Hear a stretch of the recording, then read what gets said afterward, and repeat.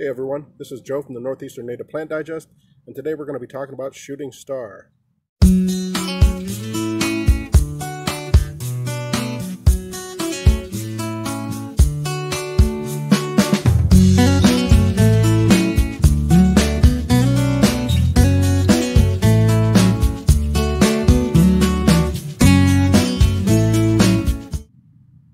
Hey everybody, welcome back to my channel. Hope you're having a fantastic day and a fantastic week.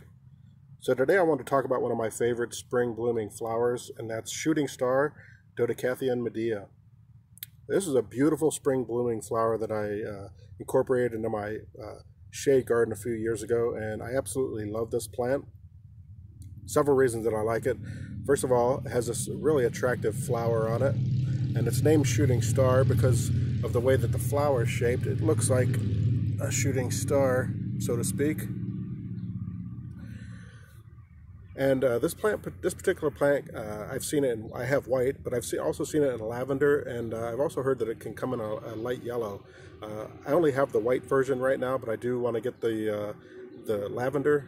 But I actually love the way that the white kind of pairs with the garden phlox behind it. I love the foliage to this plant, which is a broad kind of oval-shaped leaf. This is a clump-forming plant, and it looks great when paired next to things like ferns. I also have it paired next to chartreuse, bleeding heart, and then it has these attractive flowers there again that come up on a single stem, and then a cluster of flowers. This particular plant blooms, anywhere from April into June. It's pollinated by bumblebees and native bees primarily. Once the pollination takes place, this will produce a seed pod in the fall, and you can harvest those, and you can sow those plant seeds, or you can try to grow them yourself. They do need a 90-day cold stratification period, so you want to keep that in mind if you're planning on collecting the seeds and germinating them. So this particular plant prefers moist, humusy-rich soil, woodland soil, but it's not very particular. It does well in average garden soil. It does prefer a woodland setting, but it can grow in full sun if it has enough moisture. So this particular plant, it's native to the eastern half of the United States all the way over to Texas, and the growing zone is 4 through 8, I believe, if I remember correctly. So it has a very fibrous root system that grows underneath the soil, well, deep down into the soil. What this does is it allows it to survive those hot summer days, when it does go dormant, and also it helps it to survive those cold, freezing winters. So this particular plant, I started with this one right here. And then 2 years ago, I divided it up, because this is primarily a clump-forming plant. I divided it up into 2 plants, and then last year I planted them. Now last year they both looked a little rough. Not gonna lie. This year they're both looking really good, and I'm hoping that next year I'm gonna be able to divide both of them up, and then I'll have 4 plants, and then I can work them in there.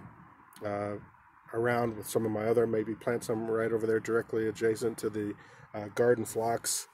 But there again, this is it's a really easy to grow plant. It's really a no-nonsense, no-fuss plant.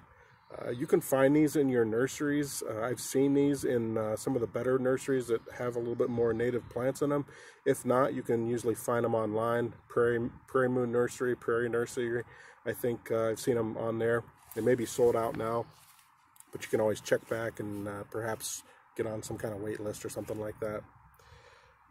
One interesting fact about this plant that I found when I was researching it is that this is actually in the primrose family. Primrose are a fairly popular plant. You see those, you see all kinds of primrose in garden centers. They're fairly popular.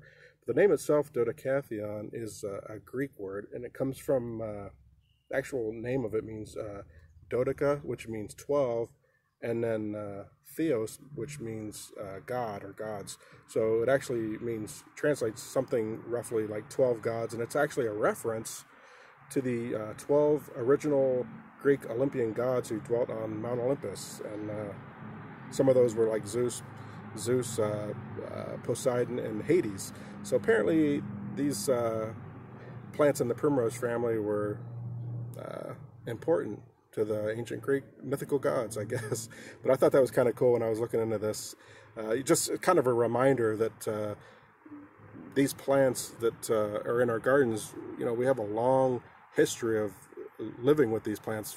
We've lived with them for hundreds of thousands of years, and we have long histories with them sometimes, and we forget that, I think, in our modern culture. You know, and I think it's important, especially in these, you know, stressful times where there's a lot going on around the world. It's kind of nice to go back and reconnect with nature and with the planet and things that are wild. And one of the best ways that you can do that is to get out into your garden and get your hands dirty, plant native plants. I'd encourage you to look this plant up, give it a try in your garden. I do plan on getting the lavender variety at some point, but until now, I'm just going to enjoy these beautiful white shooting star flowers. So I hope you enjoyed this video. I want to say thank you to all the people that have subscribed to my channel. I really do appreciate it. I recently just went over the 1,000 subscriber mark, so I really appreciate it. I really appreciate that, and thank you guys for the you know, the good comments, the kind comments. And it really excites me when I hear of so many people getting involved in native plants. I really think it's really catching on, and I think people are really starting to wake up that, you know, native plants, you know, there's a special connection between your local ecosystem, the plants, the animals, the butterflies, the birds, and, you know, we're a part of that. And the best way you can help it is by getting out gardening with native plants. So once again, I just want to say thank you. Hope you enjoy this video. Hope you enjoy this day, and I'll talk to you next time. Goodbye.